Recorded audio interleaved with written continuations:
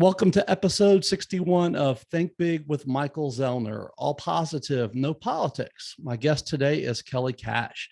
Kellye works in the music department at Bethel University as a collaborative pianist. She's interim music director at FBC Milan. She's an actor at the Cumberland County Playhouse in Crossville, Tennessee, a group fitness instructor at Milan Family YMCA, and a speaker. She's also a recording artist, and she has 6 albums that she's put out so far in her career. And she studied speech at Memphis State University, and that is where her life changed completely. In 1986, she won the Miss Tennessee pageant, and in 1987, she was crowned Miss America. Welcome to the show, Kellye. Hey, thanks for having me. My pleasure. Tell us something interesting about yourself that most people don't know. Well, the thing that a lot of people don't know, except for my friends right here in Milan, Tennessee, is that I love to bake, and mostly I bake fancy decorated sugar cookies. And around Christmas time, I might bake 400 to 600 of them. And my friends know that so well that I don't even have to deliver them as Christmas presents. They actually stop by my house to get them. And come wedding time, my son wanted cookies instead of a cake for his groom's cake. So I baked 240 Duke themed cookies. Now, he did not go to Duke. He's just a big Duke fan. I'm not sure how that happened, but he played basketball at Union University. So instead of Union cookies, he wanted Duke cookies. So I made the big Power D and basketballs and bow ties. He's kind of a nerd. He's an electrical engineer. So bow ties and Shepherd, my married last name, around the big basketball. And they were eating really well, maybe better than the wedding cake now that I think about it. So when my daughter got married, Cassidy, her then fiance, was like, okay, so your mom made Duke cookies. So do you think she'd make UT cookies? And so she asked me, and you know, when your daughter gets married, the mother of the bride's pretty involved. And I was like, okay, so 240 UT cookies. And so I did the, hold it, I'm not a UT person. Oh, the checkerboard. That's what it is. The checkerboard. What's it called? I'm not a football person. I'm a basketball and volleyball person. Where you run it, end zone. Is that what it is? The checkerboard. Yes, the end zone. Mm-hmm. So I did the end zone and made them real bride-like. So during that week, I made checkerboard cookies, and it's just a thing that I do. And the sad thing is, some of your viewers will know what this is. I have celiac, and it's not a new thing. It's not a trendy thing. Like everyone's like, oh, I'm gluten-free. I've had it since I was 16, and I'm 57. I've had it a while. So I'm allergic to the cookies that I make. I can only eat the icing, so I don't get to eat them, but everyone says they're really good, by the way. So I bake things that I'm allergic to. It's really weird. Sometimes I have to wear a mask because if I inhale the flour, I get sick. I can get like hives in my mouth. It's so, but yeah, that's my thing. Awesome. So you were born in Memphis, but your childhood was anything but typical. Your dad, Roy, was a captain in the Navy and a naval fighter pilot. And you guys moved around several times before settling in Poway, California, which is a suburb of San Diego, in 1980. It's known as the city in the country. You know, you graduated in 1983 from Poway High School. What are some of your fonder memories of your childhood? Oh, well, childhood was fun because when you're in the Navy, you kind of live on the coasts. So there's usually a beach. So I mean, I was kind of a beach girl, and some of y'all know that when you're a beach person, you kind of like have the Valley Girl thing, you know, because surf's up. And I was very beachy. I roller skated, and we kind of did that kind of thing. Now, I wasn't a surfer. I tried surfing once, and I wasn't good at it. I'll have to admit, I did not surf well. But I liked that beach atmosphere. So I was either Virginia Beach or California. We lived in Rhode Island. We lived in DC, which is not really by the beach, but it's still, coastal. And that was my childhood, and I loved it. And so I kind of had that. We had Southern roots because of being from Memphis, but we still had that coastal attitude of, like whatever. Yeah, let's go here. And we were very spontaneous growing up. We at the drop of a hat, go to Disney, and that was always fun growing up that way. And my dad was the commanding officer of Top Gun when I was in high school, which meant nothing because the movie hadn't come out. So I don't have to explain, my dad's the commanding officer of the fighter weapons school, and I'd have to explain what it was. And then finally the movie came out, and then everyone knew what it was, but at the time I'd have to explain it. So it was kind of a cool thing, but sometimes I'd move in the middle of the school year, which was not fun because then I'd be the wrong style dress, or I'd have to, finish a class halfway through and not be caught up and, have to catch up in a different way. So sometimes it was good. Sometimes it was bad. You left California and came back to Memphis and moved in with your grandparents and went to school at what was then Memphis State. Why did you, as a self-proclaimed Valley girl, decide to come back to your hometown and go to college? Well, all right. Well, here is the real reason. Okay. My dad was still in the military, so he was transferred to Virginia Beach, Virginia. He was getting ready to actually go to Norfolk Naval Air Station is really where he was going. And to be perfectly honest, in order to pay in-state tuition, okay, I was going to have to stay in California, or we were going to have to go, I was going to have to go to Tennessee where we had maintained residency. When you're in the military, you can maintain residency in a state so that you can just keep your driver's license. So my parents always had a Tennessee driver's license the whole time we moved around. And when I was growing up, I lived in 8 states, 4 foreign countries, but we were always Tennessee residents.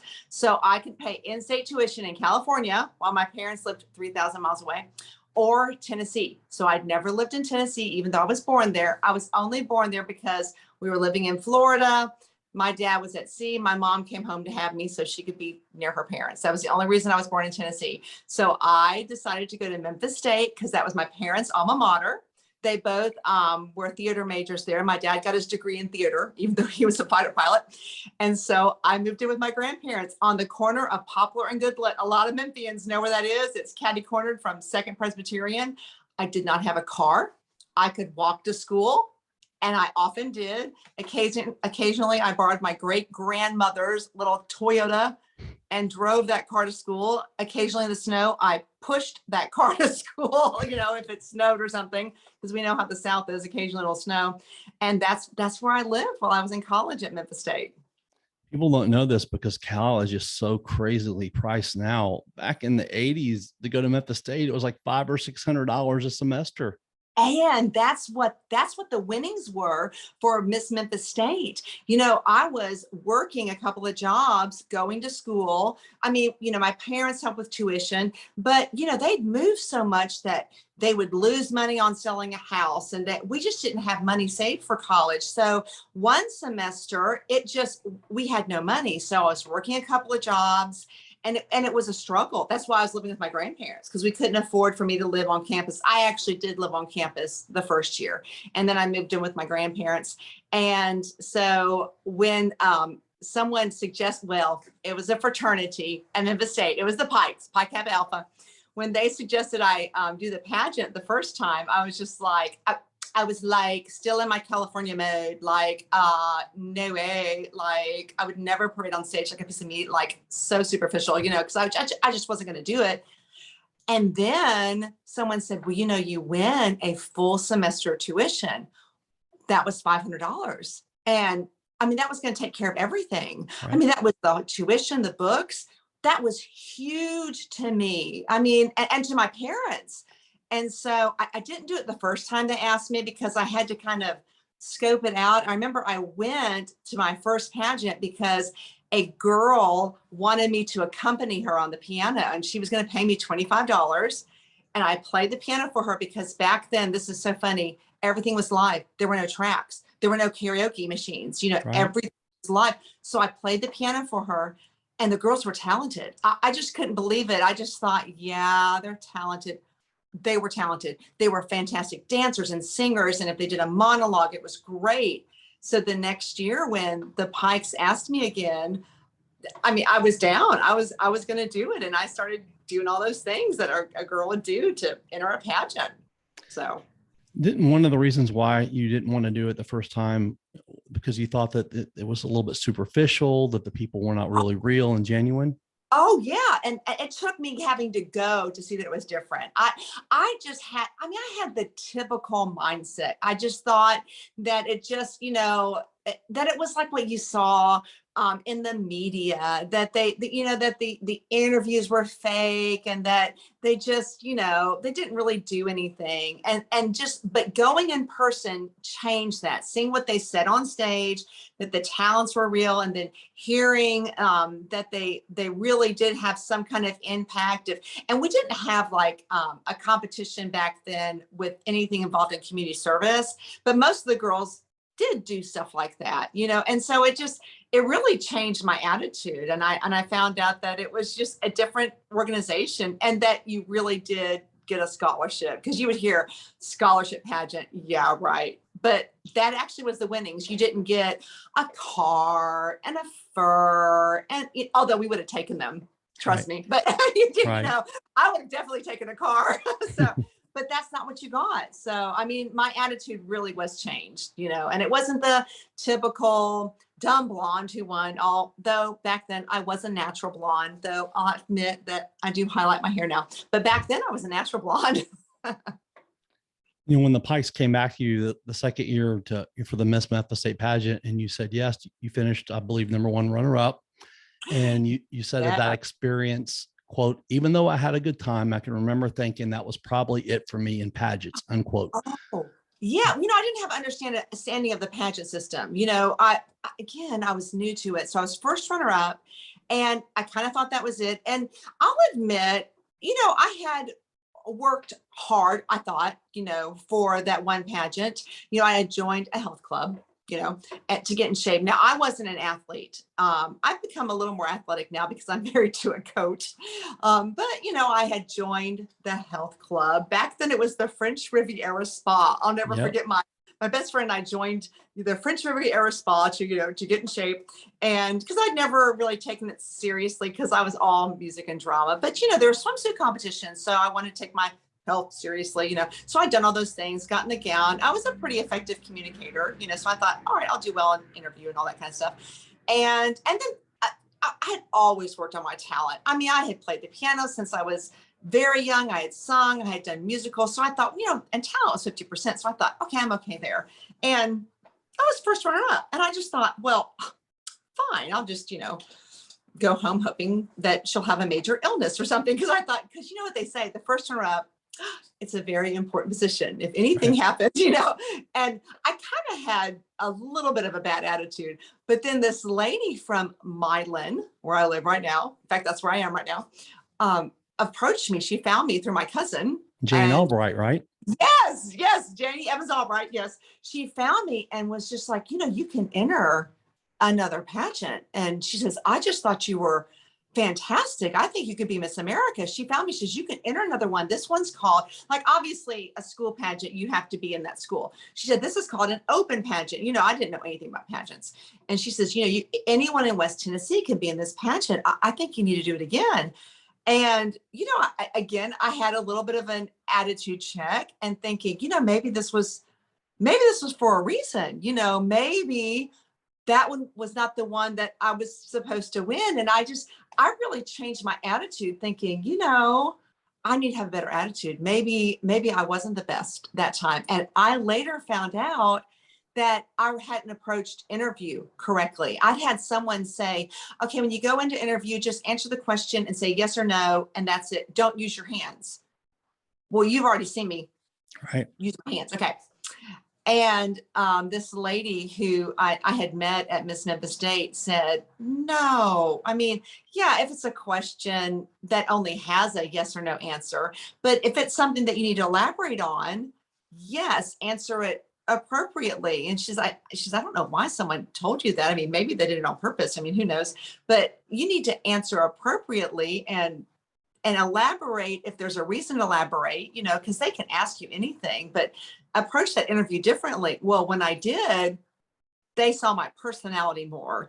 And those judges said, okay, well, we think you can win Miss America, which was overwhelming, because I wasn't sure I could win Miss America, but because they thought I could. When I went to Miss Tennessee, I didn't know I was going to win, but I thought I could. So to me, it's kind of like being an athlete. The Olympic athletes, I don't know that they run and they're like, yeah, I'm the winner, but they know they can win. So I don't think it comes from a place of arrogance, but you're assertive in that you have to know you can win in order to win. And so that's how I tried to approach it. Like, I know I can do it. And so I think when I did Miss Tennessee, I knew I could win, so it helped my confidence knowing that I could do it. So 3 months later, I was Miss Tennessee, and 3 months later, I was Miss America. It was pretty amazing because I wasn't a pageant girl. And, Right.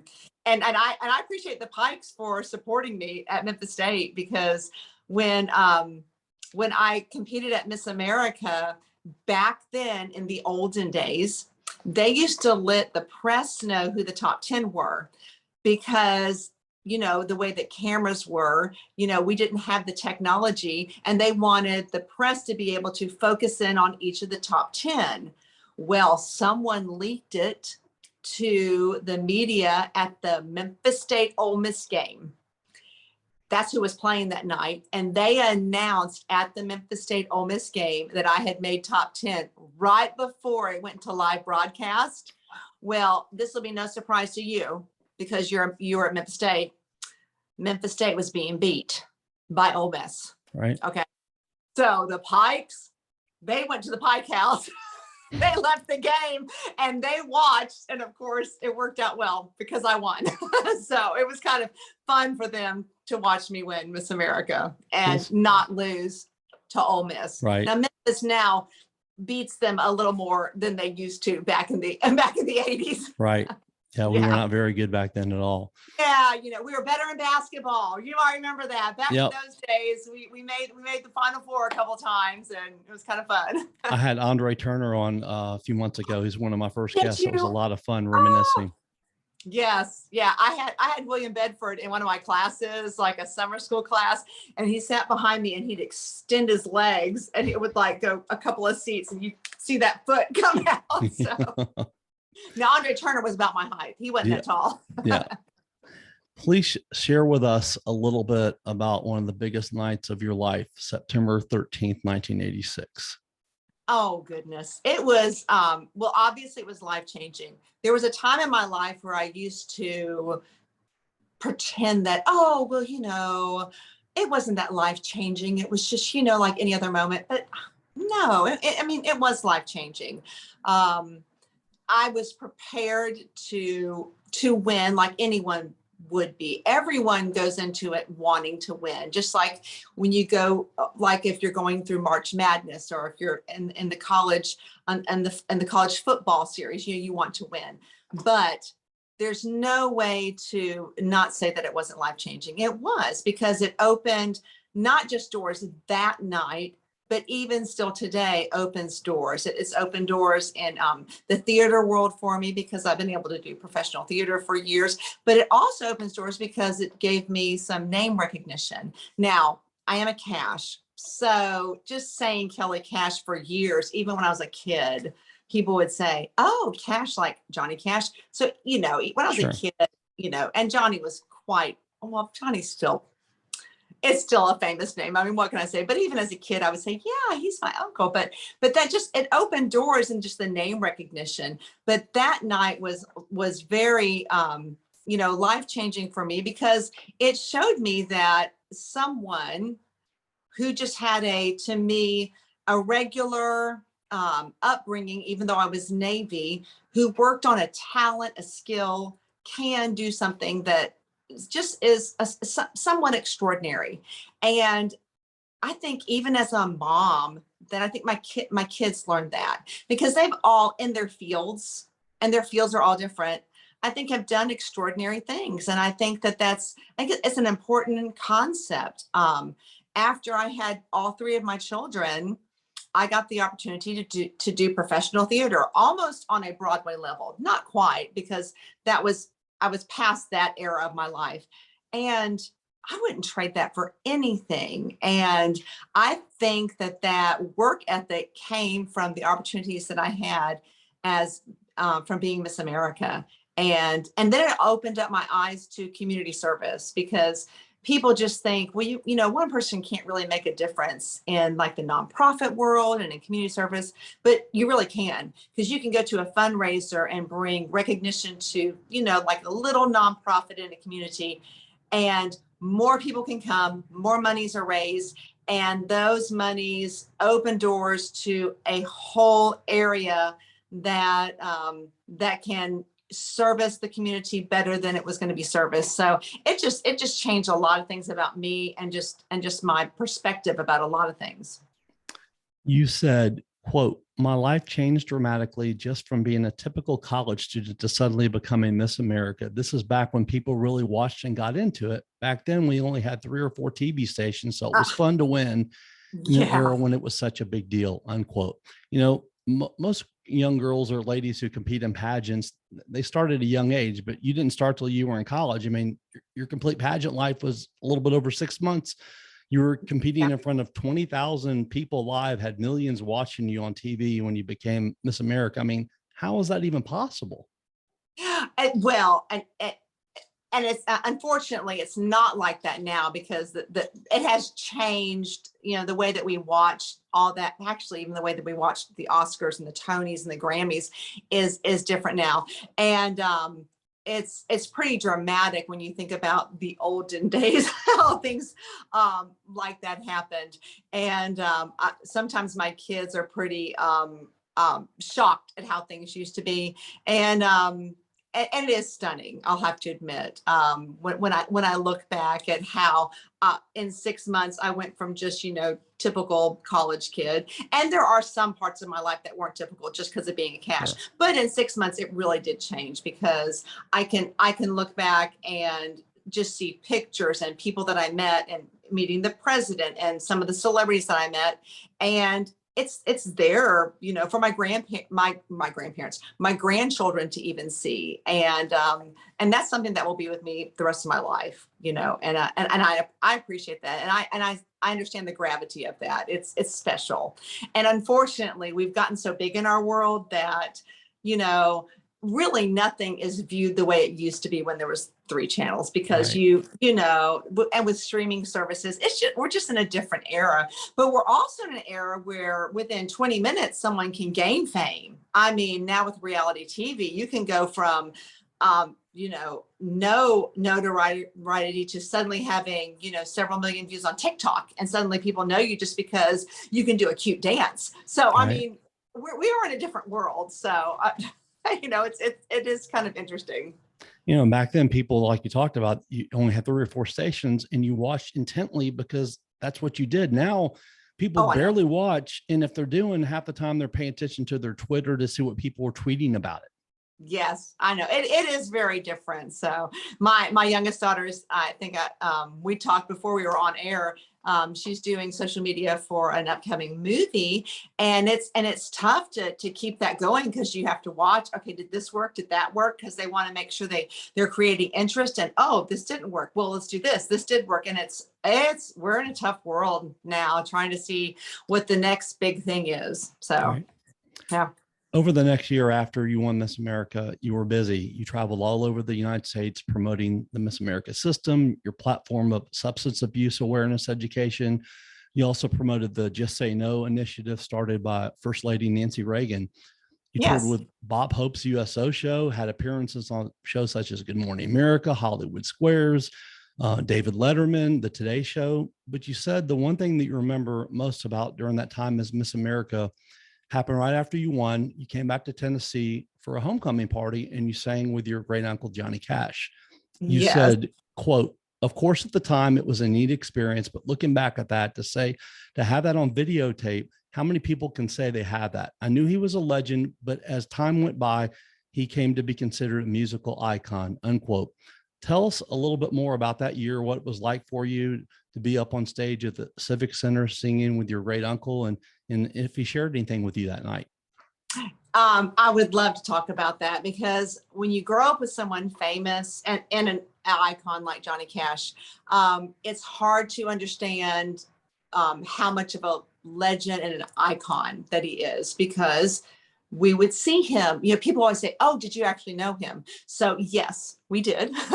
We would see him every year. We would see him sometimes at his home. We would drive through at Christmas time. We've stayed at his house. We would stay at his mom's house, Grandma Cash and Papa Cash. They lived across the street. We would see him at concerts. My dad wrote one of his songs, and at the concerts, he would sing that song, and he would say, "This is a song my nephew Roy Cash wrote." I mean, so he was such a part of our lives, and him and my dad were close. My dad toured with Johnny, and after the night that I won, not just even the next day, the night that I won, he sent a huge, I don't even know what to call it, a huge bowl of flowers with a note. And so it was a Western Union telegram, which of course I still have. And it'll make me cry because it's so sweet. And his note was, or his teletype or whatever it was that he sent, said, because of his substance abuse that everyone's aware of, said, it's nice to finally see a Cash gain the fame without the shame. And, you know, Johnny was very open about his substance abuse. And I hate that he feels that there was shame in that, but that shame brought a lot of healing, as we have seen, because he reached out to many within Hollywood and the country music industry and helped them get treatment. And even after his death, that movie really highlighted that in his life. And I think that was very important. But growing up with him and being able to sing with him on the stage in Jackson was really special, because I got to see him be Johnny Cash. He sang a song right before introducing me, and it was Ragged Old Flag, which everyone loves. We had the big American flag behind him, and he was so Johnny Cash at that moment. And then all of a sudden he becomes Kellye's uncle. It was so cute. He was just Johnny and rugged old Johnny, and all of a sudden he was like, "Okay, ladies and gentlemen, I can't believe I get to do this." They asked if Kellye would sing, if Kellye could sing Jackson with me. And he's like, "You know, I don't sing Jackson with anybody but June." And then he talks about asking June about this. Well, then he imitates June. It was adorable. He said, "So I asked June." And then he actually talks like June. I don't know. Some of your viewers may remember how June talked. She was country, and he imitates her, and he says something like, "Well, JR, she's the only one I'd let you sing with." And Johnny changes his accent to imitate June. And then he just says, "Ladies and gentlemen, here she is, Miss America, Kellye Cash." And it was wonderful, because it was like, there he was, Johnny Cash, the legend. And then he turned into my uncle. It was precious. And I was just like, oh, he's my uncle, this legend, he's my uncle. And it was such a special moment. And I was like so touched that I sang the wrong notes. It was the weirdest thing. Right before going out, he actually told me, "This will be for my musician friends." He told me to sing the harmony, the like, "We got married in a fever," a third below him, and I sang a fifth. So that's for my musician friends. It was still within the chord. It was the wrong harmony though. But anyway, he finished singing, and at the very end, he kind of held me close and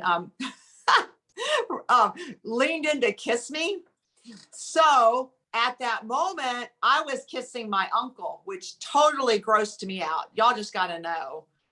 But now, as a 57-year-old grandma, when I watch the tape, I'm like, he kissed me. So now it touches me. But at the time I was like, I kissed my uncle. But now I'm really moved by it, because I see how special that was, because he always kissed June at the end. And I'm the only person he's ever sung Jackson with other than June. So, I mean, it's a really, really special thing to know how special that was that we were there. And then he invited all the family and the other contestants that came to my homecomings, because some of the other contestants from Miss America came, and we got all on stage and sang "Will the Circle Be Unbroken." So it's a really special thing that we all got to be a part of. So my grandfather came on stage, Grandma Cash came on stage. Grandma Cash had since died since then, at that time. And John Carter, his son, he came on stage, Tommy, his brother. So several came on stage and sang with us, and it was a great moment. Now, you've talked about how he was a master storyteller, and he was very down to earth. He connected well with people. And, when you mention his substance abuse and the good things that he did, he also, got people to go to the Betty Ford Clinic. And, here's just a prime example of, something bad ended up turning into something good for a lot of people that needed it because he cared, he was real, and he had a big heart. He did. And you know what? And that was, see, nowadays, I mean, it's like going to rehab and admitting your substance abuse is almost like a red badge of courage now. Right. But I'm telling you, back then it was a secret. I think that it's fine to share this now. I'm pretty sure. Let's hope. But I can remember being at his home in Hendersonville, and he had this beautiful home that, that burned to the ground. Well, after Barry Gibb bought it, they were doing renovations, but at the time, so we were at the home, and it was very hush hush that he was on the phone with someone talking about getting Tammy Wynette into the Betty Ford Clinic. And I think that's now public knowledge that she had a very similar substance abuse problem, but it was with legal drugs. It was with drugs that doctors were giving her because of pain and surgeries. So it wasn't like this, what we're dealing with, with drugs coming across the border. It wasn't that kind of thing. It was like, drugs that doctors were giving her. But it was very hush hush that, and he was, and she got help. She got treatment. And he was like, listen, this is, you need to get help. And she got help because she had lots of health problems. Tammy Wynette did. And she got help, but that was just because of her health problems. She had substance abuse, and he was very helpful, not just with her, but with like lots of people in Hollywood and in the country music industry. He was just a great man. He really was. It makes me think about when we talked about they were legal drugs and all the problems that people had. And I'm, most people are familiar with Elvis and the situation with Dr. Yes. Nick. It's like, oh God. I mean, and you probably, did you see the Elvis movie this summer? I've not seen it. You have to I don't see know it. what we're doing. You I feel like have to see it. I think it was around the time that Miss Virginia. So Right. eventually I will see it. So Yeah, my daughter saw it, and she's like, Mom, I cannot believe you haven't seen this yet. We tried to see it on our anniversary, mine and my husband's anniversary. And of course it was sold out. So, right. So we saw something else. And it goes into that a little, about the drug use, and Priscilla and Lisa Marie, they got a huge standing ovation, when the premiere. And if Elvis, and I know it's always easy to go back and do that, but just thinking, I've just gotten some help from some people and the right people around him. I mean, things could have been so different. Yeah. And Johnny was kind of that man. It makes me think of, so at his funeral, a celebrity funeral is interesting. There's just no doubt about it. You kind of have an MC, for lack of a better term. At June's funeral, the MC was Larry Gatlin. They were very close, and he kind of, when you have celebrities, that they just have to be introduced. Right. This speaker, that speaker. So at Johnny's funeral, the MC was Chris Christopherson, and Johnny was just very important in Chris's life. And so he was kind of the MC, and boy, Chris, who's had struggles with substance abuse, but is not anymore, was just so bold in talking about Johnny and his impact in this world. And I think everyone had just been Johnny was a good man. He was very moral. And Chris just finally was like, listen, Johnny was a man who knew right from wrong, and he followed Jesus Christ. He just he was just like, it was really neat how Chris just he suddenly became a preacher, which you didn't expect Chris just to, and just talked about him, and just almost like he was like Billy Graham. It was really kind of cool. And at the graveside, Chris was the one that at June's funeral, when everyone was trying to get Johnny to go, Chris was the one that just sat there and patted Johnny's leg and said, he's like, John, you just stay here as long as you need to. He was just so strong. And because Johnny just touched his life. And I think that, I'm sure Chris was going to be successful anyway, but Johnny just made such an impact in Chris Christopherson's life. And a lot of his success is because of just their friendship and the impact that Johnny had on him and many other people. After you won Miss America, you went back out to California and you visited the church you had attended when you lived there in high school to put on a Yeah. concert. You signed autographs after the show, and this guy named Todd Shepard got in line to get your autograph. And you said of him, quote, he had that surfer blonde hair that you see in the movies. He was just that guy in church that everyone loved, a good, athletic, smart Christian guy, unquote. So when it came this time and he was in line to get your autograph, you decided you wanted to get his attention. Please share with the audience what you did to make sure that happened. Well, yeah, everyone was getting in line, and I sometimes I'm accused of not being subtle, and my mom would say this was one of those times. So I actually put on my little autograph pad that I had, because I was the current Miss America. I put, to Todd, will you marry me? Love, Kellye Cash. He really was the guy that everyone at this one church adored. We would call him the Babe of Bethel Baptist Church in Escondido, California, which was the town right by Poway where I had gone to high school. So he'd gone to high school in that town. And my mom, she was just, my mom's from Tupelo, Mississippi. And she was just like, I cannot believe that you've been so aggressive. She just was, having a fit. And, but my husband, he's this, great athlete, math teacher. He's now an assistant principal, but because they can't find someone qualified to teach calculus, where he's an assistant principal, he's having to teach calculus and be assistant principal, and he's the head volleyball coach. Anyway, so, so the guy's busy, but he's the absent-minded professor.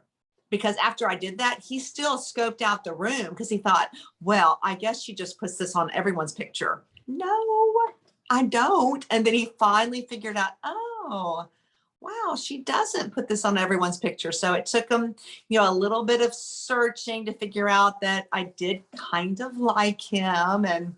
And we did. It was really a year later that we started dating.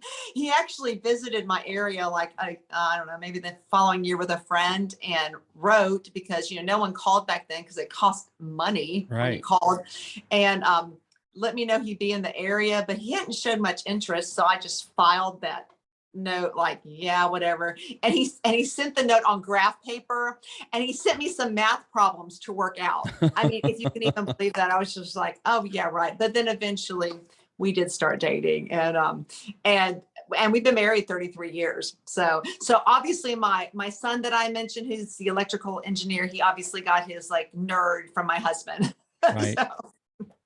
So yeah, after your reign at Miss America, you talked about you dated, you got engaged, and y'all got married on July 8th, 1992. And you lived in California. Well, 89. We got married in 89. Oh, I'm sorry. In 89. Yeah. I apologize. Y'all lived in California for the first 5 years, and then you moved back to Tennessee. Obviously, this man loved you a lot, because he was willing to leave the almost perfect daily weather of San Diego County to move back to a very humid Tennessee. What led to that decision? Well, listen, and his California friends thought he was absolutely nuts. There was actually a lot of things. There was, I'll have to admit, the cost of living in California is a bit crazy. We could not afford really to live in a house. We lived in a little condo, and we had our first of our three kids born in California, were born there.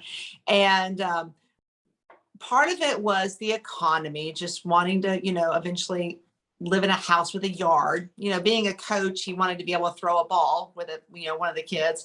And then part of it was just, we'd gone through this like Bible study at church that was just making us kind of reevaluate where God wanted us. There was just a lot of things like that. And one day we were just like, we're going to move just to be somewhere also easier for me to travel. All of my concerts and my shows and everything were all east of the Mississippi. And we just made the decision to up and move. And his California friends thought we were nuts. Now, when we bought our house where I'm sitting right now, they thought we had bought a mansion, because by California standards, we live in a mansion. By Milan standards, we live in a normal house, trust me. Right. But the California economy, it's so expensive out there just to register your car. It's nuts. And we do miss the beach, because, both of us grew up a great deal of our life on the beach, I'll have to admit. And when we go down to Florida or the East Coast, there's not really waves, Right. So my California husband does kind of miss having waves where he can boogie board. He wasn't a surfer either, but he does like to boogie board. Now, I don't miss California as much because the water, I don't know if any of y'all been to California, but the water is cold.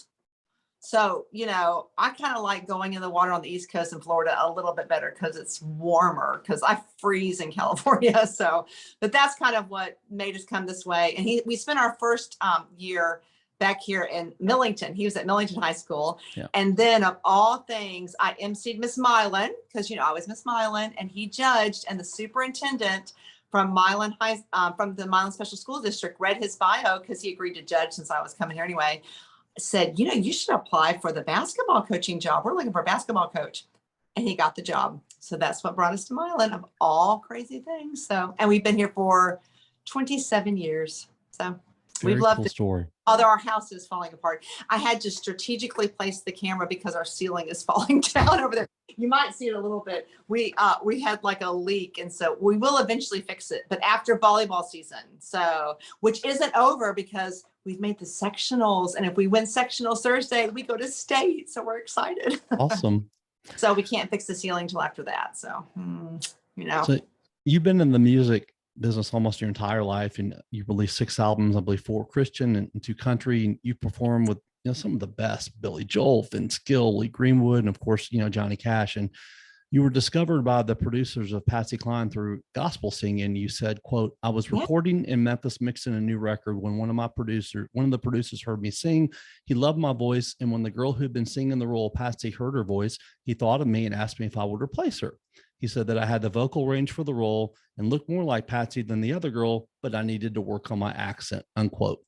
You obviously did work on your accent, ended up joining the tour. And, for people that don't know, that are younger, Patsy Cline is considered one of the most influential vocalists, of the 20th century. And, she was amazing. Tell us a little bit about that experience and playing her and singing her music. It was such a unique experience because of course, especially back then, everyone kind of knew Patsy Cline, and there'd been a great movie come out, Sweet Dreams with Jessica Lange, and the movie is great if anyone wants to watch it. So that was kind of my knowledge of her, and I knew that both my dad and my uncle knew Patsy Cline, but I really did not have the accent. And even though I have a Southern accent, I don't truly have a Tennessee accent. I have a Southern accent because of my parents, but I have, a little bit of California mixed in there. And when the producer first talked to me, I've sung so much Broadway and done theater so much that when I first tried to sing Sweet Dreams, I sang it when he was talking to me, I sang it too proper, I guess. I was like, "Sweet dreams of you." Well, that, and he was great. He said, "No, I need you to sing it like you're blowing a horn."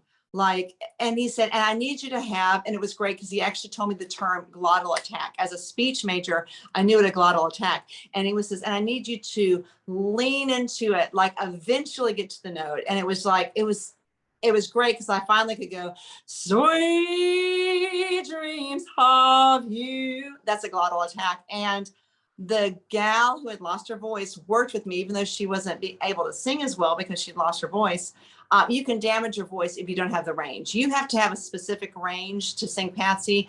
That comes naturally, at least to me as a Cash. There's just a lowness to my voice, not my speaking voice. You probably can tell my speaking voice is higher, but my singing voice is naturally very low for my son, Brady, and my dad. He has a naturally low voice. And I have one daughter that's a lyric soprano. She does not have those low notes, and my other daughter does. And after working just like a few hours with this producer and this gal that wasn't going to be doing the tour anymore, I had the voice of Patsy Cline. I couldn't believe it. And I have now played Patsy Cline for 20 years. So let me put this in perspective. Patsy Cline only lived for 30 years. Right. There's no way I should have played Patsy Cline this long. I mean, right. I'm way too old. But 3 years ago, which is just unbelievable that I'm even saying this. 3 years ago, I had not been playing her for about 12 years because I'd really gotten too old. And a theater in Boca Raton called me because their Patsy Cline had gotten very sick, completely lost her voice, and they needed someone to replace her in one day. one day. And I was just like, you realize I haven't played her in 12 years. And they're like, we don't care. We know that you can do it. Can you fly here tonight? And this was like on a Thursday morning. I was like, are you serious? And they said, no, we're fine. We need someone to play her tomorrow. And I dropped everything. I flew to Boca Raton that night and I played Patsy Cline the next day. And I just reviewed the music. Every time I left the stage manager told me the lines, because the songs were fine. I mean, the songs stay with you. The lines were difficult. And it was so successful that even when she got her voice back, they went ahead and kept me. That we just like alternated. And then I did an extra week because I had come down there. Well, because I played her, I'm 57 now. So I was 55, actually just a few years ago. So I was 55. I started getting requests to play her again. I mean, I'm pretty old, to be playing her.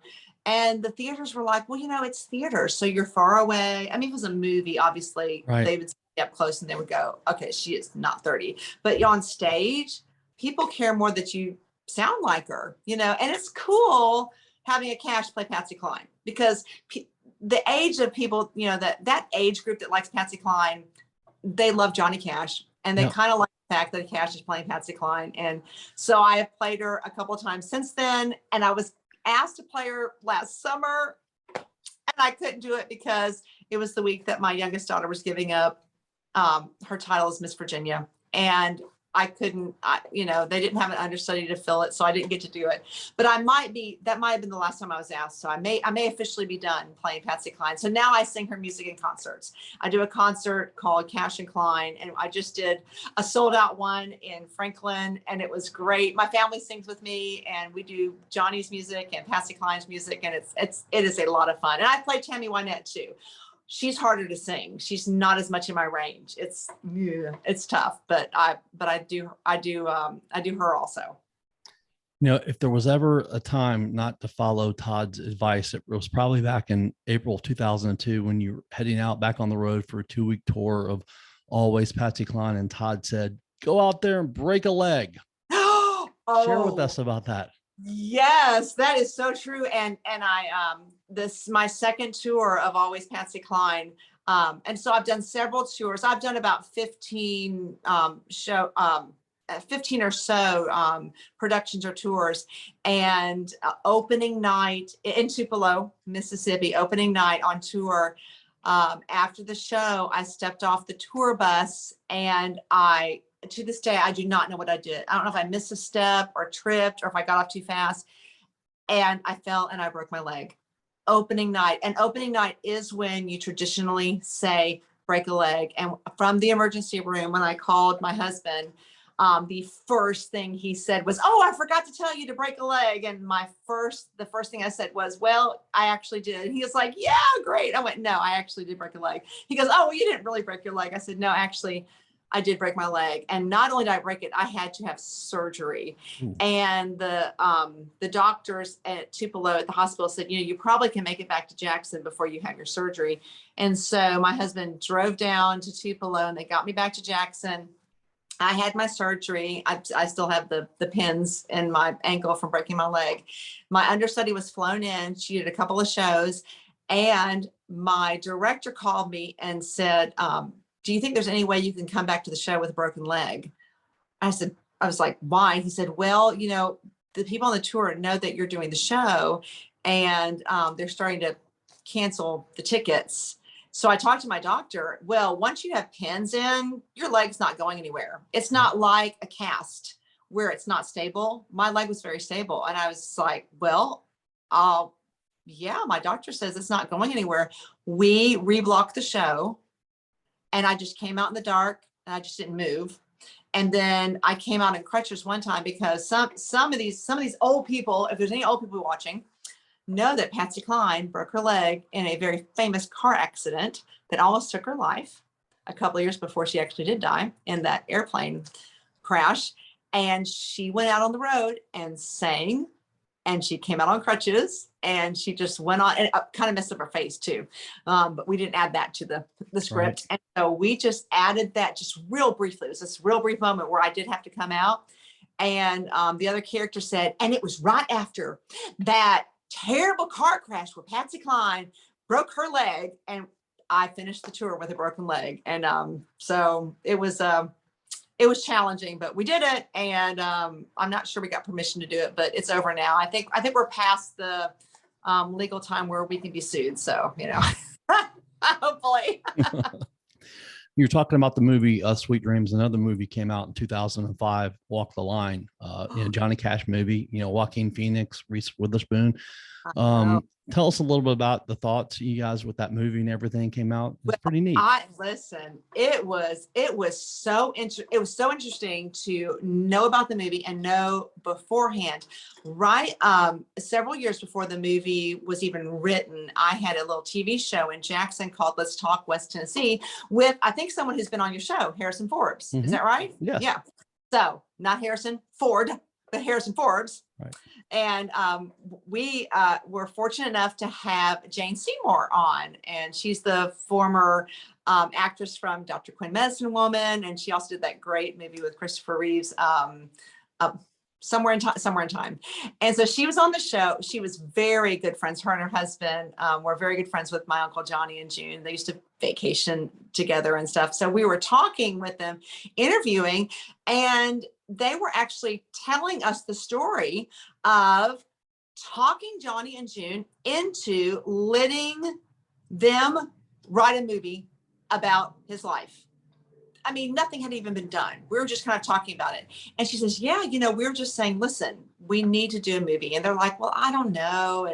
And Johnny was like, what would we say? And they were convincing him it needed to be done. So then, several years later, it finally, gets written, the movie gets written. And she was telling us, she'd actually come back to town. She used to come to Jackson a bit for a fundraiser. She had come back to town, and she was telling us this really neat story about the script finally came out, and they were in Jamaica vacationing together. That's how well they knew Johnny. And it just didn't have enough grit to it. And she says, we need a little more about what really happened with all the drug abuse. And Johnny said to Jane, I just can't, it's just going to hurt too many people. And her husband, who is James Keach, Stacy Keach's brother, the actor, Okay. and her husband, if you've seen Walk the Line, he plays the warden in Walk the Line. And he says, Johnny, the only person who's going to look bad if you tell the truth is you. And with that, Johnny gives the rest of the story, all the truth about the drug abuse and all the things that happened. And it was really neat. So the rest of the story got told, and they finished the script. And right before he died, Jane said that she wasn't sure that he knew that Reese was playing June, but that he did know that Joaquin was playing him in the movie. And Joaquin was one of his favorite actors because he loved Gladiator. So he loved that movie. And so as the movie gets made, they do the Memphis premiere, and the Cashes all get involved. And so I get invited. And so my dad and I get to go. And it was really interesting because I don't know, my dad and I just can't picture Joaquin as Johnny. I don't know. We're just like, okay, whatever. So we go to the Memphis premiere, and, my dad grew up in Dias. He grew up in that house, in Dias. My dad was there when the brother Jack was killed, when he died in that accident. They can't, a 2-hour movie, you cannot portray everything. Right. There are artistic liberties you have to take. Like every family member was there before Jack died. He lived for a week. Everyone got to say goodbye, but you can't portray everything. Anyway, so it was very moving. The whole movie was moving to my dad. I mean, that was just, he had tears and everything, but, and as he watched, he was moved and everything. But the moment that Joaquin sang his first real song as Johnny, which I think was Get Rhythm, and he went, not when he was writing Folsom, because he was just kind of piddling, when he went, well, get rhythm, my dad and I went, oh, it's like all of a sudden he was JR. I mean, it was such a neat moment for my dad. My dad just had this, it's just suddenly he was not Joaquin Phoenix anymore. It was so neat experiencing that with my dad and experiencing the death of Jack, because my dad was there. As a little boy, my dad was there. My dad is older than Johnny's youngest brother, Tommy. And so even though Johnny's my dad's uncle, my dad is older than the youngest sibling. So my dad was really raised like a brother, because his Johnny's oldest brother, Roy Sr., was 12 years older than Johnny. So my dad was closer to Johnny's age. So it was a really neat experience. Well, then they have the New York premiere. And I get an email from my cousin, John Carter. So that's Johnny and June's son together. Right. And I had inquired about the premiere anyway. Well, I'm a theater person. My dad's got a theater degree. So us theater people, we get artistic liberties. In 2 hours, unless you're going to do a mini series, you cannot tell the whole story. And some of the siblings, Johnny's some of the siblings are kind of upset about Papa Cash. Papa Cash really never said out loud that he blamed JR for Jack's death, and they're upset about that. I mean, understandably. But did Papa Cash blame JR for Jack's death? My dad said, yeah, he may never said it, but yeah. But in a movie, how do you express that he blamed him? It has to be said because it's a movie, Sure. So the siblings aren't coming to the New York premiere, okay? Because they're like, well, Papa Cash never said that. Well, yeah, he never said it, but you have to express it. So in the movie, Papa Cash has to say these things, because it's you have to have an artistic way to express this in 2 hours. And then some of John Carter's siblings are not happy about the way Vivian is portrayed in the movie, because she's portrayed not supporting Johnny's career as a musician. So my dad's like, well, she did support his career as a musician. She married a salesman, and she has some things that the girls feel like she didn't say. And my dad's like, well, I mean, she probably didn't exactly say that, but you have to portray that she didn't support his career as a musician. That's because she married a salesman, So the same thing, artistically in 2 hours, you have to have some things that maybe they didn't say exactly. So John Carter and I are emailing. He's like, well, my siblings aren't coming. My dad's siblings aren't coming. Do you want to come to the premiere? And I'm like, yeah. So the only two Cashes at the New York premiere are me and John Carter. And so I bring my son, Brady. So that makes 3, me, John Carter, and my son, Brady. We are 8, because my husband couldn't go because he, I think it was basketball or volleyball season or something. So we go to the New York premiere. I mean, I just absolutely could not believe it. We were treated like royalty because we were the only Cashes. And so every star from the movie, and it was CMA week, so every other star were just like, it's an honor to meet you. Like I had done something special. Right. Like all I did was, I was born a Cash, and it was so fun. And stars who know country music, they don't just know country music. They know Johnny's music, because this is Walk the Line. They would come up to me and say, hold it, Kellye Cash, your dad's Roy Cash. I Still Miss Someone is my favorite Johnny Cash song. I mean, I wish I had this recorded. That's the song my dad wrote. Brooks and Dunn. Now I get them confused. So I don't know if it was Brooks or Dunn, but anyway, they were like, I was just so sad that song wasn't in the movie. Well, that song actually wasn't written in the time frame. So that's why it wasn't in the movie. Joaquin Phoenix told me, oh, your dad's song is my favorite song. I just was like, cool. oh my goodness. Reese Witherspoon told me and my son. Of course, now my son was just like, it's Reese Witherspoon. He was 13, by the way, so he couldn't speak, by the way. He says, oh, your dad's song is my favorite song. I mean, we had the biggest time at the premiere. And when you go to a premiere, every time a star comes out, like anyone, you cheer. So like every time, so the first time Joaquin comes out, the first time Reese comes out, the first time anyone comes out, Papa Cash, Grandma Cash, I mean, you cheer. It was so fun. We had a big time, and we met everyone. It was so great. And it was a great movie. We loved it.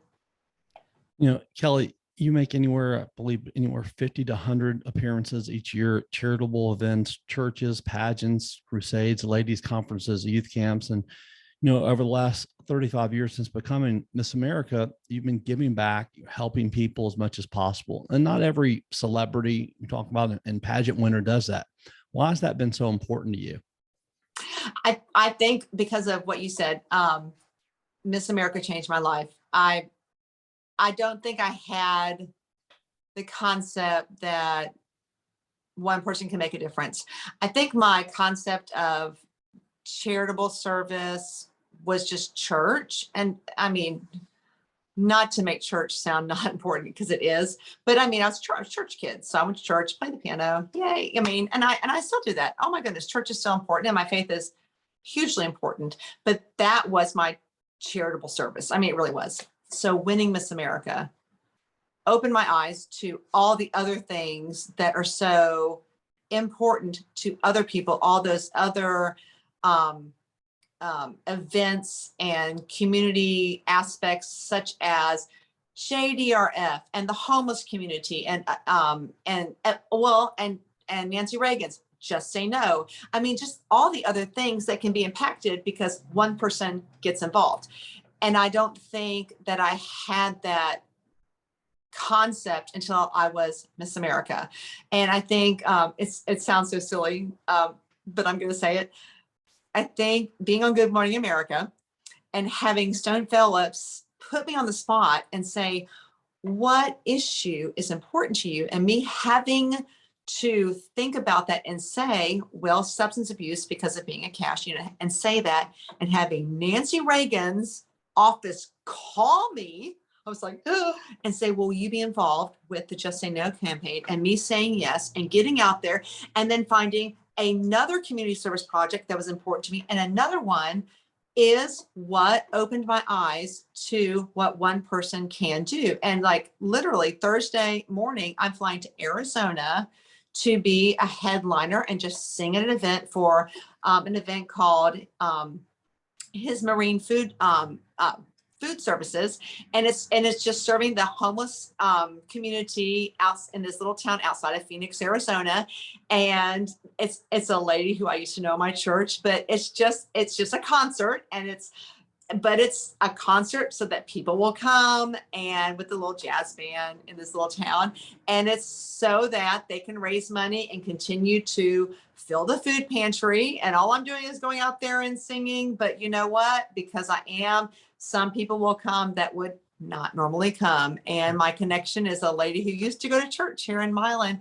And I recently did that with the Symphony in Jackson for Area Relief Ministries, which also serves the homeless community. So because of saying what I said on Good Morning America and having Nancy Reagan, I mean, God bless Nancy Reagan or her people who happened to hear me say that, it opened my eyes. I just did not really understand that one person can make a difference. And I'm glad that Miss America opened my eyes. And now the girls that compete in this nowadays, they know that, because it's actually part of the actual competition now. And my kids all understand that now. But I just, I was just a church kid, and I just thought, oh, I'll go to church, do my good deeds. But now I can see that community service is a thing. And I think that now, I think people have global awareness of that now. And I just didn't as a kid, but I understand it now.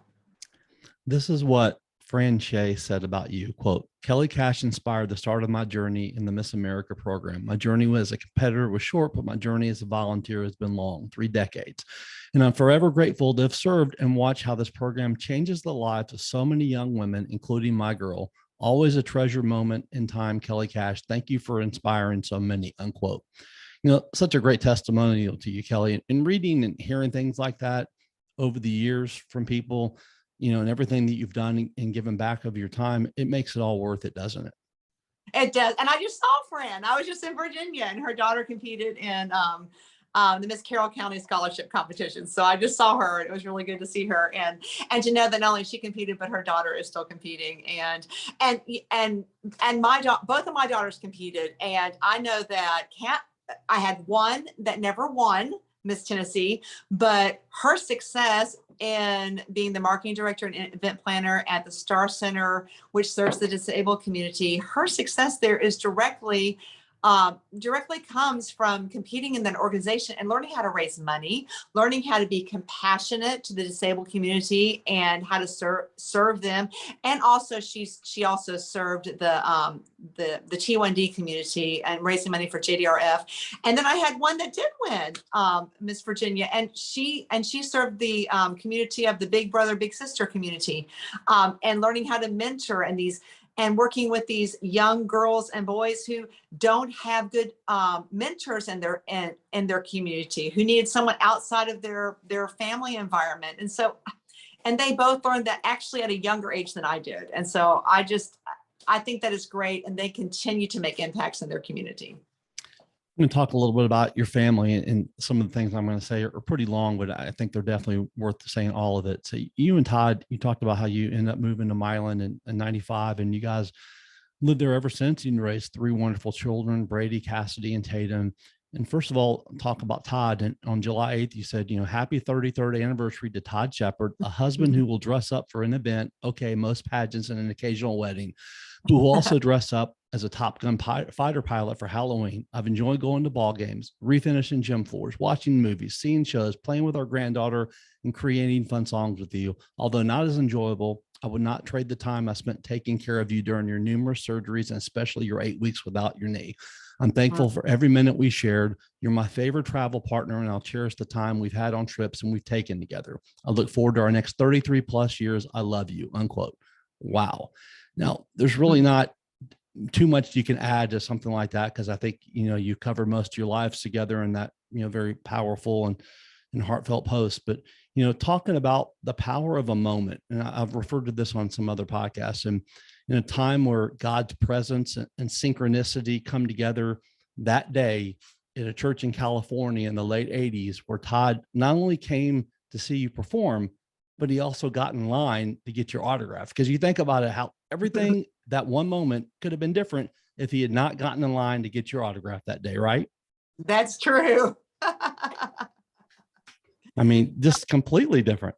Yes, it's a powerful moment. And it's really neat to see how being together has been not only just powerful to each other, but he continues to impact the lives of so many in his school and young men and women, but especially as a coach. Like, I sometimes look and think, I may go more places, like I'm traveling to Arizona, and I was just in Maryland where I saw Fran, but I don't know, in the school systems where he's daily with these young men and women and coaching them, and no telling where they will go and who they will impact as he is coaching these girls and teaching them to be a team player. I think most people know that, when you go into the workplace and when you raise a family and when you go into any kind of community service, you can't do it without being a team player. I mean, There's just, I know that sometimes, I don't know, sometimes sports get a bad rep, because you think, oh, it's all about winning. Well, I mean, yeah, we want to win. I'm excited that our team has recently won, but I think you learn more about being a team player. And when we go into the workplace, that team concept is important. Actually, when you get to church, you have to be a team player in a lot of areas. And I think that seeing my husband make an impact every day like that, and seeing that I get to help him and he gets to help me in my either my church work, or if I'm doing something in a pageant, or I'm doing something at Bethel in the music department, I think that's actually been more impactful than anything. And I enjoy that. Your parents, Billy and Roy, and this is long, but as many years as they spent together, it's worth saying all this. On July 4th, you said, quote, "Happy 59th anniversary to my parents, Billy and Roy Cash. My parents have a legacy of dedication and love to each other, and of living for God and above all else. Mom and Dad, you've been quite the role model for all of us. Thank you," unquote.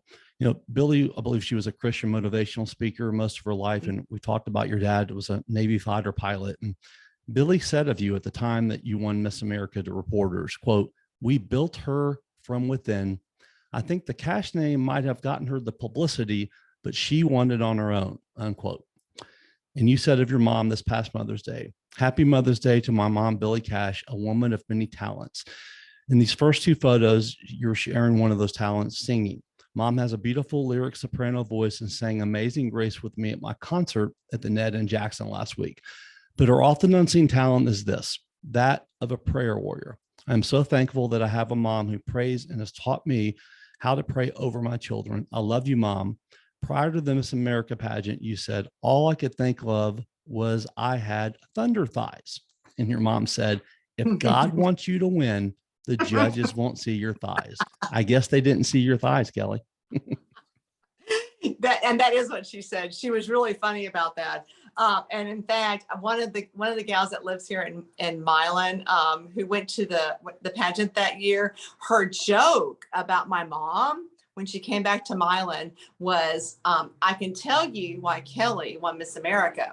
Her mom has worn poor Jesus to death that he let Kellye win just to get that woman off his back, because Mom is a woman of prayer. And she meant it when she says, if God wants you to win, it's just not going to matter.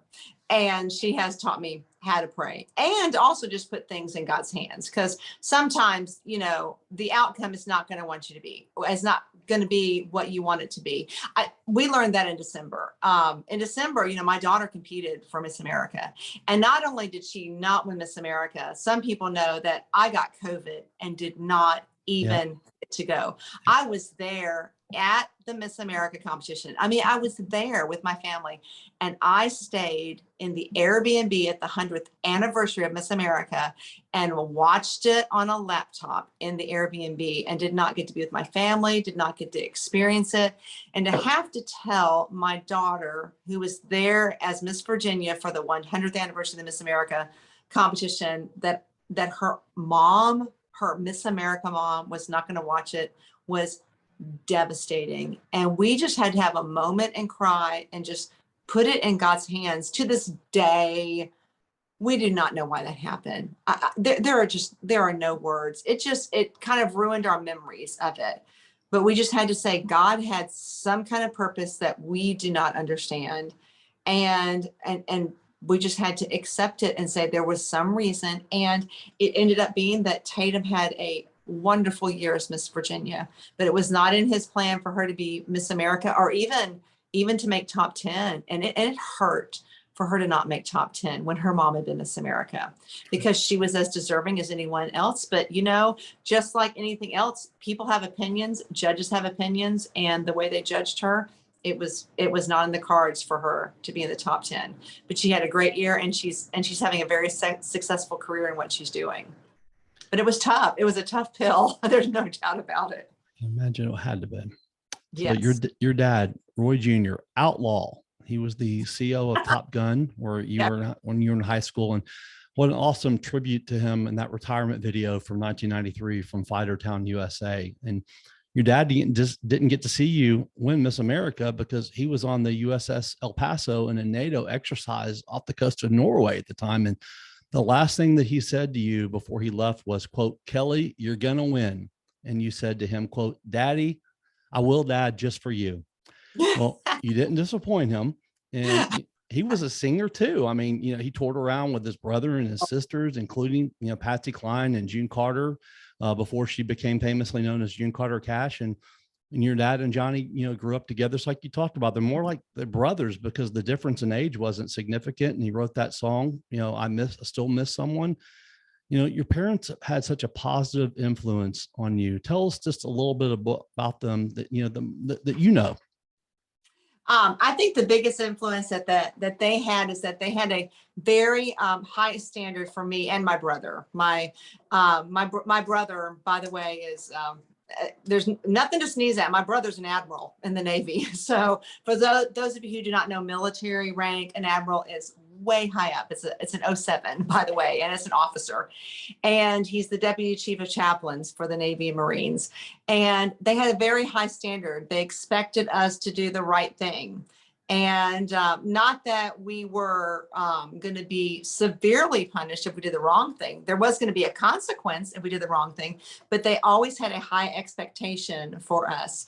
And they always provided a way for us to do the right thing. I think one of the biggest mistakes that we make as parents is expect our kids to do the right thing and then don't give us a way to do the right thing.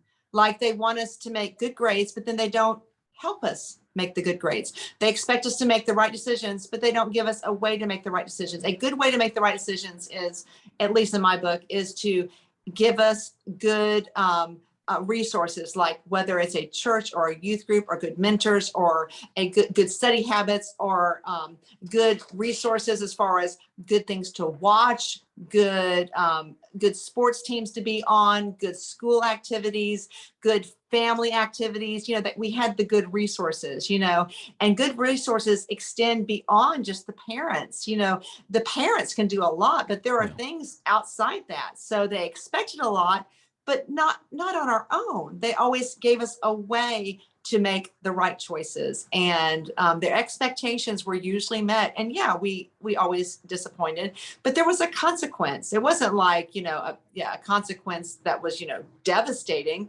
And when it wasn't met, there was forgiveness. There was nothing that we could do that wasn't forgiven. And there was forgiveness with compassion. And then the next day it was over. And my parents were successful, and they always expected us to be successful in our own way. We did not have to be Miss America or an admiral. And trust me, my brother becoming admiral is a lot greater success than me becoming Miss America. There are two chaplain admirals in the entire Navy right now, and there are 100, well, not quite 100, because there were a few years that weren't Miss Americas. We just had the 100th anniversary. There's probably 80 something that made Miss America. So anyway, well, that's over 100 years though. So maybe there aren't as many admirals, but that's a pretty big thing that my brother accomplished. So my parents were and are still tremendous role models for us. And 59 years is pretty significant. And I look forward to having a big 60th, anniversary celebration for them on July 4th. What an interesting day for them to get married. Yeah. Speaking of the Rear Admiral promotion that Carrie just got, your dad is the one that had the honor of promoting him, which is that's cool. And you said, quote, "My baby brother now seriously outranks everyone else in the family. I feel the need to do more with my life. Laugh out loud. So I ate chocolate cake for breakfast. It was really good and gluten-free." Yes, it's our favorite chocolate cake. I can make a very good gluten-free Texas sheet cake is what it's called. So, yep. I did do that, by the way. I wasn't making that up. You have to be really proud of Carrie. I am, yes. And he has 9 children, by the way. He's got a bunch of kids, 9. Awesome. So on September 15th, you said, quote, "Happy 31st birthday to my oldest, Brady Shepard. For those of you who know, Brady is a family man, athlete, electrical engineer, and an active member of Inglewood North. You need to know he is also a performer. My Cash family concerts, I should just go home when he steps on stage. I am so proud, Brady, of the man you are at home, at church, at work, and yes, on the stage. Love you," unquote. He's married to Lauren and they have a daughter, Sutton, and he sounds like a really genuine man. And share with us a little bit about him, his life with Lauren, and little Sutton, who I believe calls you Cookie. She calls me Cookie. You heard about my cookies. The most interesting thing about Brady, I didn't share this because I never know how he'll feel about me sharing it in print, but Brady's hearing impaired. And that's what's so tremendous about hearing him sing is he has perfect pitch. So that's a question for God, that you would give a hearing impaired person perfect pitch. It's kind of interesting, but we found out he was hearing impaired in kindergarten because he failed the hearing test in kindergarten. And I'm very loud, so he could always hear me. Even a hearing impaired person somehow hears me, I guess because I'm loud. But he sings beautifully. And that's why I always tease that I can go home after he sings. He usually sings Ghost Riders in the Sky first at our concert. And it's unbelievable. He sounds a little bit like Johnny, but a little bit like himself as Brady. And it's just, he stuns people. People probably wouldn't come to a Brady Cash Shepherd concert because they don't know him as a singer. But when he gets on stage, it's just, usually he sings one line and the audience goes berserk because they don't know that he's going to sing as well. They expect my dad to sing well because they know, he's of that generation. He toured with Johnny. He wrote one of Johnny's songs. But when Brady comes out and he sings, they go crazy. And he's just great. And he's just, like I said, he's a nerd. He's an electrical engineer. He used to come home and go, oh, I had the most interesting calculus class. And he would talk to me about it. He goes, in fact, my teacher had trouble explaining this. So she just said, Brady, will you explain this? And so then I just taught the class. And I would think, how could that possibly be interesting? But I would just do my best to be interested and not understand anything or even know how to spell logarithm, but I would do my best. But that's Brady. Cassidy, I believe she's 28. Is that right? Yes. She got married to Tanner this past April 2nd, and she wore your 33-year-old bridal veil too. And on Todd's birthday this past September 29th, she said, quote, "Of all the walks we've had before, my favorite was walking down the aisle with you. The first look was the one of the sweetest moments, and I'm boohooing thinking about it. Happy birthday to the man who taught me to be loved, to love and be loved. We had some of the best moments just this year. I miss our dance practices. We'll forever hold those memories. They'll swipe for an epic father-daughter dance. I love you, Dad. Happy birthday to the man, the myth, the legend, Coach Shepherd. Thanks for always bringing joy into my life," unquote. Such touching and sweet thing there for her to say. And she followed obviously in your footsteps, was a pageant person and a singer. She shares the stage with, Tanner on the Cash and Klein concert series. And, one thing that I read about her, that she's also been very transparent about mental health awareness with some of her struggles with depression and anxiety and ADHD, and to let people know you are enough. Tell us a little bit more about her.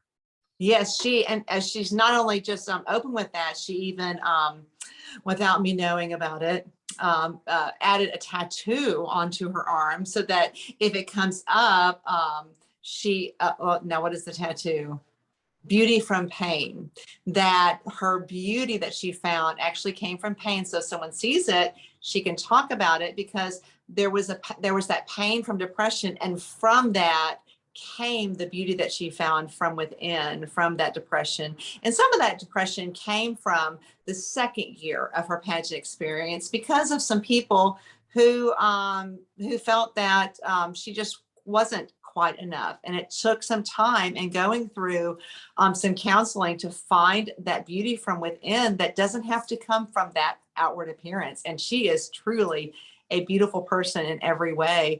And the times that she spent with my husband working on that little dance that she was talking about were some beautiful, fun times with my husband. My husband has a knee that doesn't bend, but somehow they found a way to do a truly epic father-daughter dance. And it was very memorable part of their wedding experience, I'll have to admit, that she was talking about in that little post.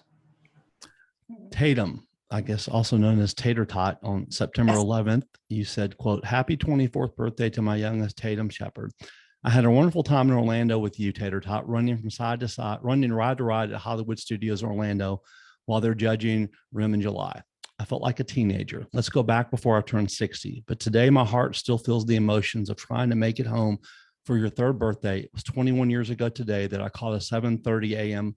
Central Standard Time flight from Kansas City to Nashville.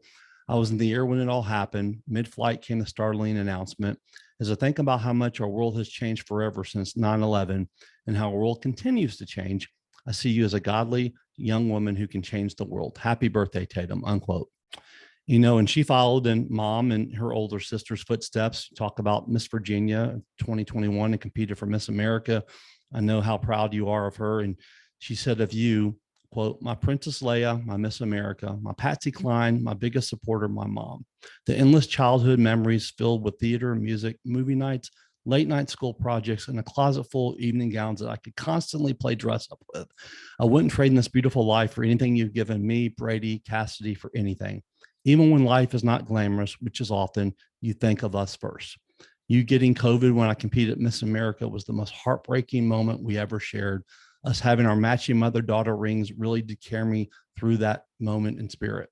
You're always with me and for me. Happy Mother's Day to the iconic Kellye Cash, my mom and best friend," unquote. That, pretty much says everything about the special bond you share together. Is there anything else you want to share about her? Well, she's the one that I guess she's the one that's most like me, because we have followed such similar paths, not just in the pageantry, but also in our career path, musical theater. And I just being in the air during 9/11, trying to get home to her, being grounded on her birthday. I mean, there's just so much emotion surrounding my relationship with me and Tatum. It's just, and then having that COVID experience with her is pretty significant.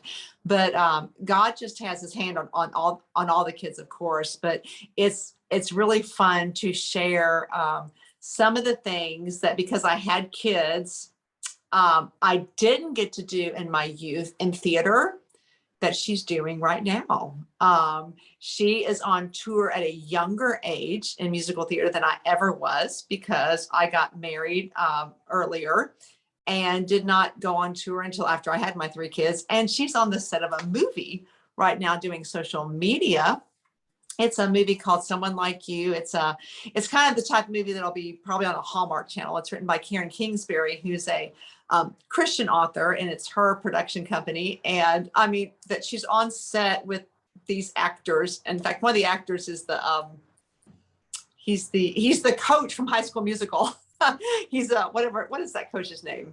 Anyway, I can't think of his name. But anyway, he's the coach from High School Musical. And I'm just like, I would be like, wanting to say, get your head in the game, anyway. So to think that she's on the set doing those things that I would think, oh, that's what I want to be doing, but I'm too old. So it's kind of a fun bond to think that, oh, I get to live through Tatum. That's what I would have been doing if I hadn't gotten married and had kids, so it's kind of, it's a neat bond to see her doing those things that I might have done in my youth if I hadn't chosen to do, get married and have kids instead. But of course I wouldn't trade it for anything, but it's just a fun bond to see her doing that. What are the most important lessons that you've learned in your life? I think the most important thing is to, well, gosh, there's so many, but I think one of the most important things is to be in the moment. Especially in this world of technology with phones and all the distractions, and especially with the kids and with my husband, is to very much be in the moment and to experience that, which sometimes means putting technology down. And I think as a Christian, that's very important. Like when we're in church and in worship, and even in your prayer life, to think about what it is you're doing right now. Like we want to know the future, and we want to plan for the future, but we're only promised right now. We need to be in that moment, even as we're praying for the future, and to experience that and to think about what we're doing right now. And I think that's very important, and that's very authentic, to be right there in that moment with your friends, your spouse, your parents. When we have our special holidays together, we're never promised that holiday again. And I always want to make sure that, my parents, I have older parents, they're, well, let me think, they're 78 and 82. And on those holidays, I want to be in that moment with them, not knowing if this, or even me, I mean, who knows who would go first, but not knowing if this is their last Thanksgiving or Christmas, or my in-laws. My in-laws actually live across the street. Knowing whether we'll have them there again. I want them to experience that with their great, my grandchildren are their great grandchildren. Actually, I'm one grandchild, but we have one on the way. So I will have grandchildren. So I really think that's a really important lesson. And I hope that my kids, in this very fast-paced world of technology, when we're wanting to look at our phone and see what's next, that we experience that moment. How can somebody follow you in your music career and listen to some of your music on social media online? Oh, well, I have no idea. My assistant says it's on, what are the things? Oh, on Spotify. I try to think. What does my assistant say? He says it's on Spotify and iTunes. Yes. I never listened to it. And you have a Facebook page, I think a music page too, don't you? You know what? It's Kellye Cash Music. Hold it. Is that what it is? It's Kellye Cash Music. Yes. You know what? You would think I would know that. It's Kellye Cash music. Yes. I never get on it. It's really sad. Yes. I know you're super busy right now with, Todd's Gibson County Lady Pioneers volleyball team playing in the region We're gonna go tournaments. tonight, so And- we can maybe win. Yeah. And you're getting ready, just like you talked about, you're leaving Thursday, going out and seeing a gig out in Arizona. So I really appreciate you squeezing me in here and coming on today. This has been fun. It was so nice talking to you. Yes. I meant to watch some of yours before this, but I didn't get to because of, listen, I have 2 part-time jobs and they make 1 full-time job. So my Monday, Wednesday, Friday, and my fall, I thought this was fall break, and it is. Fall break is Thursday and Friday. I thought I got the whole week when I talked to you. I don't. Isn't that sad? I was like, we get a whole week? Like college doesn't get a whole week. We just get Thursday and Friday. What was I thinking? Anyway. So I go Monday, Wednesday, Friday at Bethel, and then Tuesday, Thursday, Sunday at church. So Saturday is my day to do stuff, but oh well, such is life. I appreciate it because, like I said, you're busy and this has been great. It's been a lot of fun. I've enjoyed it. Yes. But Thank I will you go back and watch some of your peeps. So anyway. Awesome. Yeah, you got to watch the one with Harrison. I will watch the one with Harrison. Yes. You should try to get my aunt on sometime. I've got kind of a famous aunt in Memphis. Do you know who my aunt is in Memphis? Mm-mm. My aunt's Judy McClellan. She sells just a few Yeah. houses. I'm Facebook friends with her, but I don't know her. Yeah. She just sells a few houses for Cry Like in Memphis. Yes, she does. It'd be hard to get. She just, she's busy, but she's funny. She's one of the reasons I sing. She's got a great singing voice. So people think it's the Cash side. Judy was very influential in my singing. So Awesome. She's great. Thanks so much, Kellye. I appreciate it. By the way. Thank you again. Hey, you're welcome. Good talking to you. You too.